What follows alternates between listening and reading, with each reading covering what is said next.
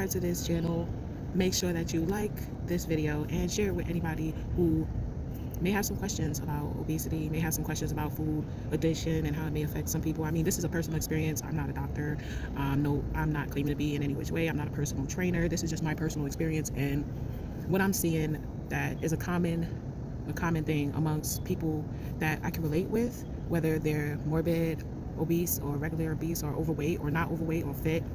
I've noticed there's a pattern, and to some people who may not understand, it may look like something else. So to some people, it may look like you're not trying as hard as you should.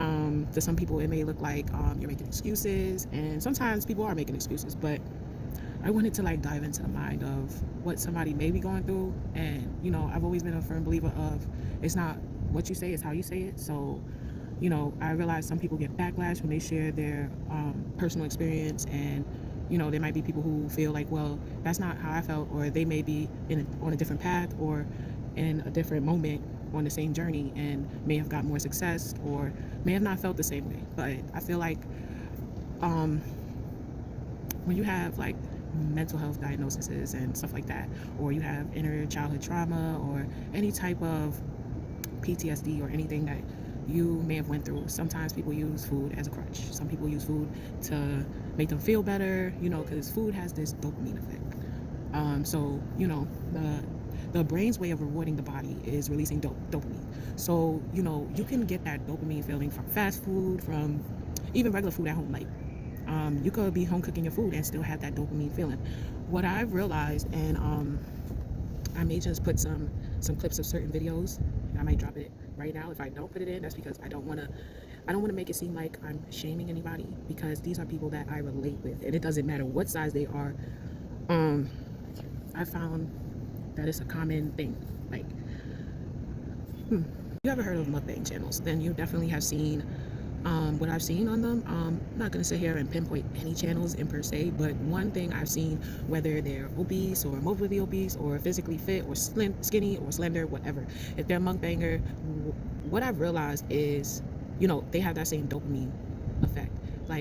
If you ever seen somebody look like they have this immense pleasure from eating, and some people they don't understand it, and what it is, it's a trigger in your brain. It's a release of dopamine. So the same that dopamine effect is common between people with addictions, whether it's food, gambling, pills, drugs, whatever it is.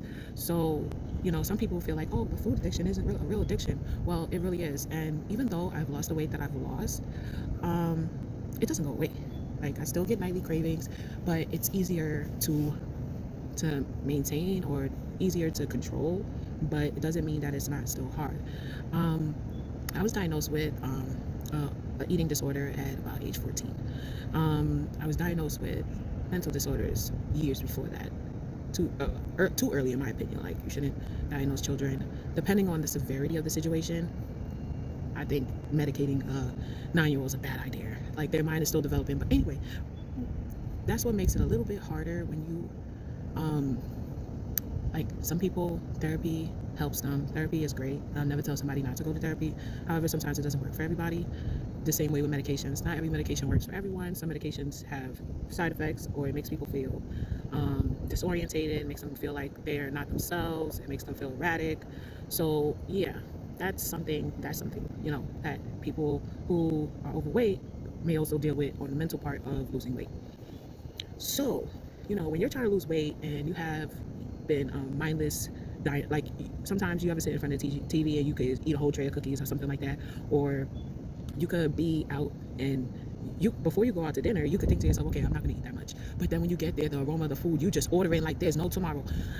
Feelings like that, when you lose weight, even before you lose weight, the smell of those foods that you like or that give you that dopamine effect will definitely be triggers for you.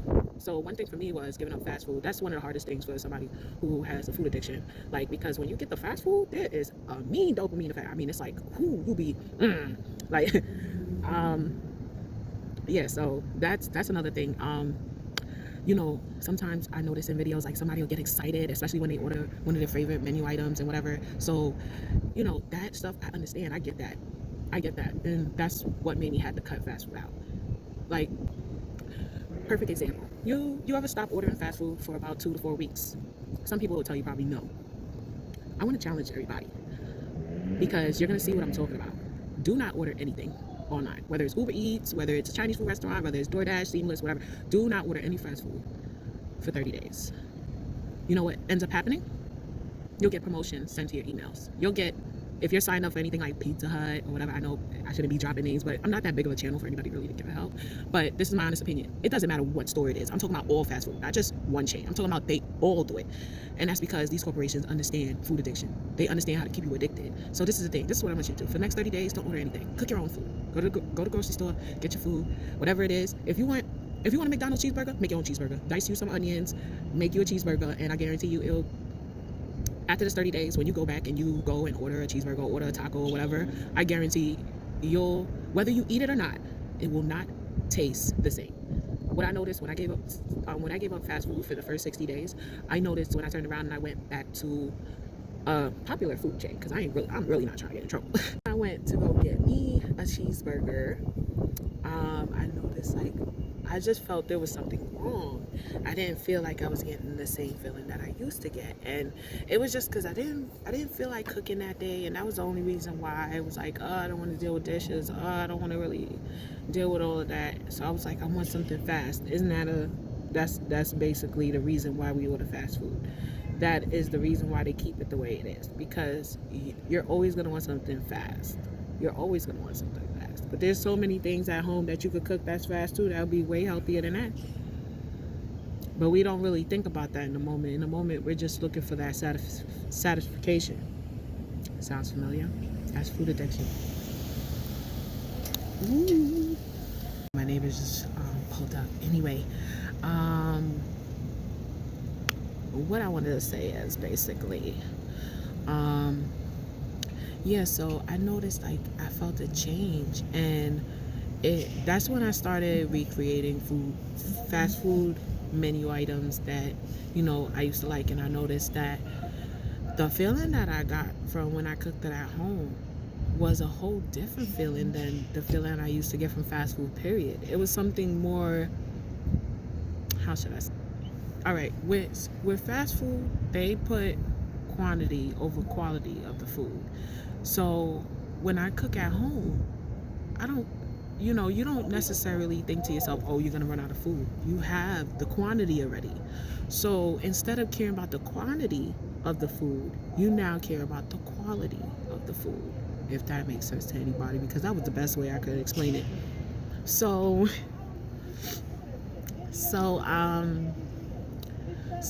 when you stop caring about the quantity of the food, like when you order, oh, you want nuggets, you want chicken, you want this, you want burgers, whatever, and you start thinking about the quantity of the food, you start to pay more attention to the quality of the food.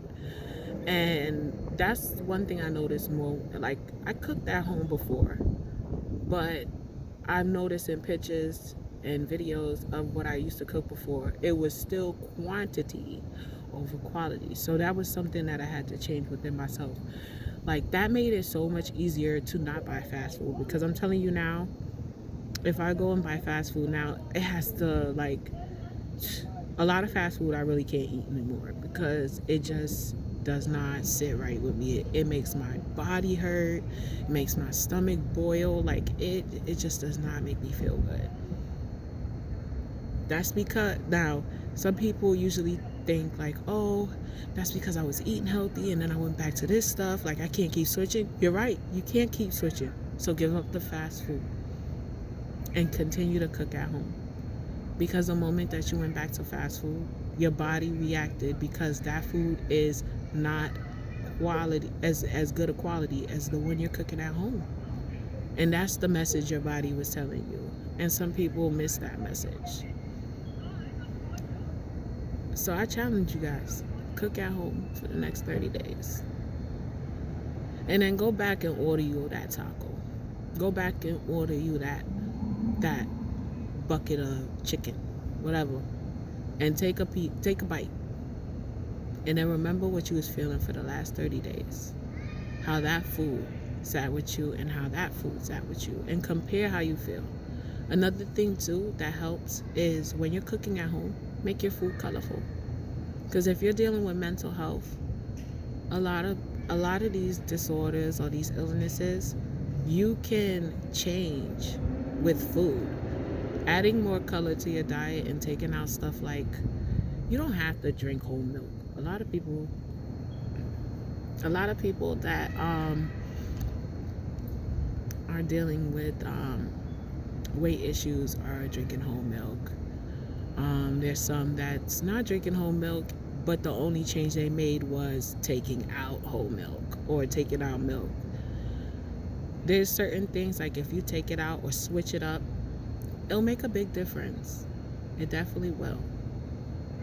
Add some avocado. Stop pouring the oil and just use a teaspoon. Because sometimes all you need is a teaspoon or half a teaspoon of oil. You don't need... I'll tell you right now, I'm gonna list down a bunch of trigger foods for me, and I guarantee you a lot of them are trigger foods for you, and whether you realize it or not, it triggers that unhealthy feeling, that unhealthy relationship with food. So I'm gonna put a list here of all the stuff that are trigger foods for me. There's gonna be butter, sweet foods, cake. Yeah, those are like the main ones, but then there's a list of other ones that I'm gonna put here on the side, and we're just gonna give it a moment, and I just want you to see how many of them that you also have listed as your trigger foods. By the way, I'm editing all this stuff, and well, what's left to eat? A lot, let me tell you. We're gonna put that list too. My point is, there's other, you know how they say out of sight, out of mind? Those things are out of sight when you have food addiction. So they're out of your mind.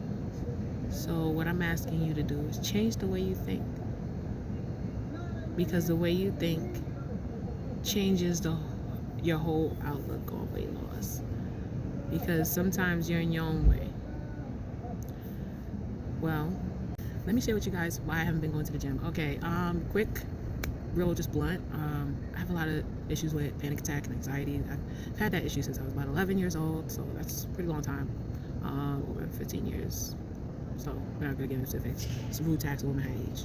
But anyway, the reason why I realized today why it's been so hard for me to go back to the gym. Some people's like, oh, the gym is your release and stuff like that. You look like you feel good. Let me let y'all know now. I don't like the gym. It's been over a year, and some people's like, oh, in the beginning, you know, that's how it's gonna feel. You're not gonna like it. Well, here we are.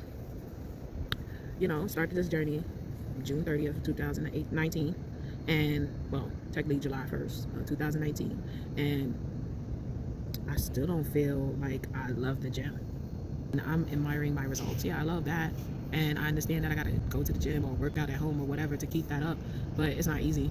I would love to sit down and just not have to think about it like some people. And then I would love to not have to work as hard sometimes. But at the end of the day, I know in the end it will be all worth it because I'll reach all the goals that I set for myself and I'll feel better about it. So yeah, there's that. But not only that, but taking pictures, taking videos, all that stuff, why I post so much is because that stuff motivates me. And I know it motivates other people as well, but it also motivates me. It motivates the hell out of me. Okay, so that's one reason why I post a lot. And you know, when I post myself on Instagram, it kind of makes me accountable because I'm no longer just saying it to myself like, oh yeah, I'm gonna go to the gym. If I post it online, it makes me more accountable to my goals and what I say I'm gonna do, because sometimes we procrastinate. That's just the honest thing. Sometimes you want a bowl of Captain Crunch, you don't want no special cake. Sometimes you want a piece of cake. Sometimes you don't want no rice cake. Sometimes you just want some fried chicken. I get it. Sometimes you just want some.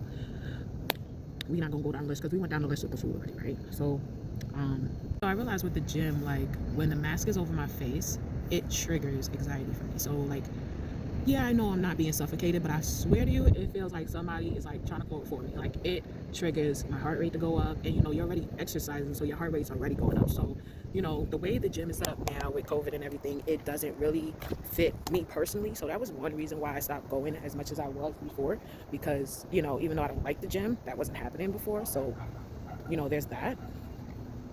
So, you know, I really don't like wearing the mask to the gym. I understand the importance of wearing it, and you know, I understand. So, you know, I work out at home as well. So, because, you know, I don't got to wear a mask in my house. So, you know, I do dance and stuff like that, throw my music on, do some squats, do some jumping jacks. You know, some people may not believe that's enough, but, you know, if you get up and you start dancing and you do 100 jumping jacks or you do 100 squats or do both and you dance for like 10 minutes that day, go on a walk, like 5 blocks, and then walk back home 5 blocks again. I'm telling you, you're gonna see a difference. Oh, throw some water in that mix and you'll be good. Anyway, this video is super duper long probably. I hope you guys enjoy. This is the end of my video because I didn't want it to be super duper long, but there's gonna be a part 2 and I'm gonna be working on that, and it's gonna be talking about obesity and social relationships, whether it's family, friends, spouses, and all of that, children even. Yeah. So we're gonna discuss that in the next video. I hope you guys enjoy. I'm hoping to get this video out to you Sunday, so if you're seeing this on Sunday, you should be like, yay, she did it. Because I'm telling you, I've been so busy even through the holidays, and there's been a lot going on, and you know, that stuff is just behind me now. So there's that. Make sure you subscribe to the channel, hit that notification bell, like this video, and I'll see you guys in the next one.